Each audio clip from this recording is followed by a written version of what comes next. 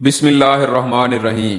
حضرت علی رضی اللہ تعالی عنہ نے فرمایا، دو قسم کے لوگ بہت جلدی مر جاتے ہیں۔ وہ دو لوگ کون سے ہیں؟ ملاحظہ فرمائیے ویڈیو کو مکمل دیکھ کر۔ محترم ناظرین، حضرت علی رضی اللہ تعالی عنہ کی مجلس میں ایک شخص کھڑا ہوا اور کہنے لگا، حضرت میرا ایک سوال ہے۔ حضرت علی رضی اللہ تعالی عنہ نے کہا، بتاؤ کون سا سوال ہے؟ اس نے کہا کہ حضرت مجھے بتایا جائے کہ کون سے لوگ جلدی مر جاتے ہیں اور وہ کون لوگ ہیں جن کی عمریں لمبی ہوتی ہیں۔ اور اتنے میں دوسرا شخص کھڑا ہوا اور کہنے لگا، حضرت میرا بھی ایک سوال ہے۔ حضرت علی رضی اللہ تعالی عنہ نے فرمایا، کون سا سوال ہے؟ تو وہ شخص کہنے لگا، اے علی رضی اللہ تعالی عنہ، میری بیوی ہے جو مجھ سے پیار نہیں کرتی بلکہ نفرت کرنے لگ گئی ہے۔ مجھے کچھ ایسی نصیحتیں ارشاد فرمائیں، مجھے کوئی ایسا عمل بتائیں جو میں کر کے اپنی بیوی کی نظروں میں قابل عزت اور قابل احترام بن جاؤں۔ حضرت علی رضی اللہ تعالی عنہ نے ارشاد فرمایا، اس سے پہلے والے شخص کو مخاطب کر کے جس شخص نے کہا تھا، حضرت وہ کون سے لوگ ہیں جو جلدی مر جاتے ہیں اور وہ کون لوگ ہیں جو دیر سے مرتے ہیں، کہ دو قسم کے لوگ ہیں جو جلدی مر جاتے ہیں۔ پہلے وہ لوگ جو غصہ کرتے ہیں۔ حضرت علی رضی اللہ تعالی عنہ نے ارشاد فرمایا، غصہ کرنے والے لوگ دیگر لوگوں کی نسبت جلدی مر جاتے ہیں۔ ناظرین، ہمارے معاشرے میں یہ بیماری بھی بہت زیادہ پھیلی ہوئی ہے۔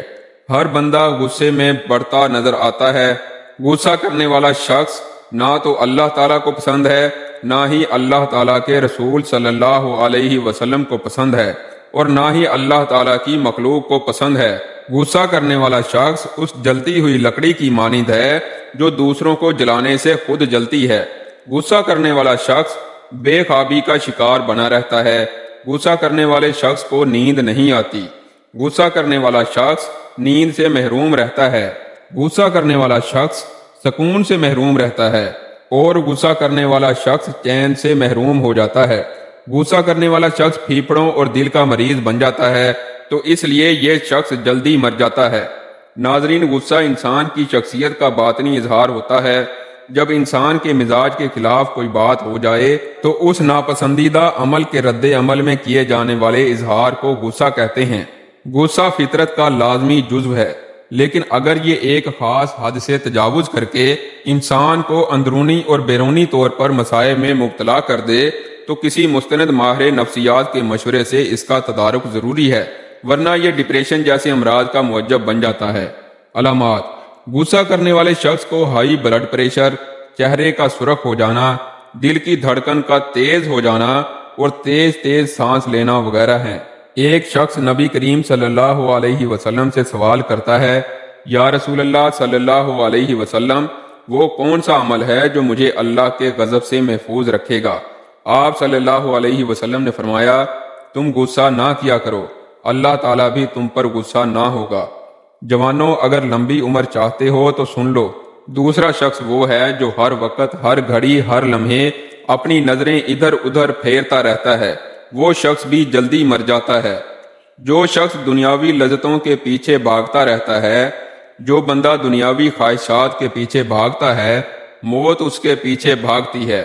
جو بندہ دنیاوی لذتوں کا پیچھا کرتا ہے اور موت اس کا پیچھا کرتی ہے، دوڑتے دوڑتے یہ شخص جیسے ہی دنیاوی لذتوں کے قریب جاتا ہے، نفسانی خواہشات کے قریب جاتا ہے، جیسے ہی لذتوں کو چھونے کی کوشش کرتا ہے، لذت حاصل کرنے کی کوشش کرتا ہے، تو یہ لذت اس بندے کو پکڑ کر موت کے منہ میں لے جاتی ہے۔ لہٰذا اس طرح کے لوگ بھی جلدی ہی مر جاتے ہیں۔ حضرت عائشہ صدیقہ رضی اللہ تعالی عنہا سے روایت ہے، آپ فرماتی ہیں، میں نے رسول اللہ صلی اللہ علیہ وسلم سے دریافت کیا، عورت پر سب سے زیادہ کس کا حق ہے؟ حضور صلی اللہ علیہ وسلم نے ارشاد فرمایا، اس کے شوہر کا۔ پھر میں نے عرض کیا، مرد پر سب سے زیادہ کس کا حق ہے؟ آپ صلی اللہ علیہ وسلم نے ارشاد فرمایا، اس کی ماں کا۔ حضرت ام سلمہ رضی اللہ تعالی عنہا سے روایت ہے کہ حضور اقدس صلی اللہ علیہ وسلم نے ارشاد فرمایا کہ جس عورت کا اس حالت میں انتقال ہو جائے کہ اس کا شوہر اس سے راضی ہو تو وہ عورت جنت میں داخل ہو جائے گی۔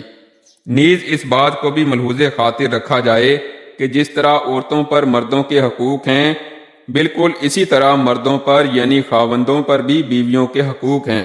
اللہ تعالیٰ ارشاد فرماتے ہیں اور ان عورتوں کے مردوں پر بھی ویسے ہی حقوق ہیں جس طرح مردوں کے عورتوں پر حقوق ہیں، لیکن مردوں کو ایک درجہ فضیلت دی گئی ہے۔ سورۃ البقرہ۔ ناظرین، میاں بیوی کے تعلقات میں میانہ روی اختیار کی جانی چاہیے اور دونوں طرف سے بے جا غصہ اور تلخی نہیں ہونی چاہیے۔ یہ رویہ لمبی اور صحت مند زندگی کا ضامن ہے۔ تمام دوست نماز کا اہتمام لازمی کریں۔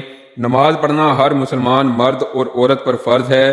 رسول اللہ صلی اللہ علیہ وسلم نے فرمایا، مجھے اللہ کی طرف سے حکم دیا گیا کہ لوگوں سے جنگ کرو اس وقت تک کہ وہ اس بات کا اقرار کر لیں کہ اللہ کے سوا کوئی معبود نہیں ہے، اور یہ کہ محمد صلی اللہ علیہ وسلم اللہ کے بندے اور سچے رسول ہیں، اور نماز ادا کرنے لگیں اور زکوٰۃ دیں۔ جس وقت وہ یہ کرنے لگیں تو مجھ سے اپنی جان و مال کو محفوظ کر لیں گے، سوائے اسلام کے حق کے رہا ان کے دل کا حال تو ان کا حساب اللہ کے ذمے ہے۔ دعا ہے کہ اللہ تعالیٰ میرا سنانا اور آپ کا سننا اپنی بارگاہ الہی میں قبول اور منظور فرمائے، آمین ثم آمین۔ دوستو، اگر آپ کو ویڈیو پسند آئی ہو تو ہمارے چینل کو سبسکرائب کر دیں، لائک کر دیں اور شیئر کر دیں۔ شکریہ۔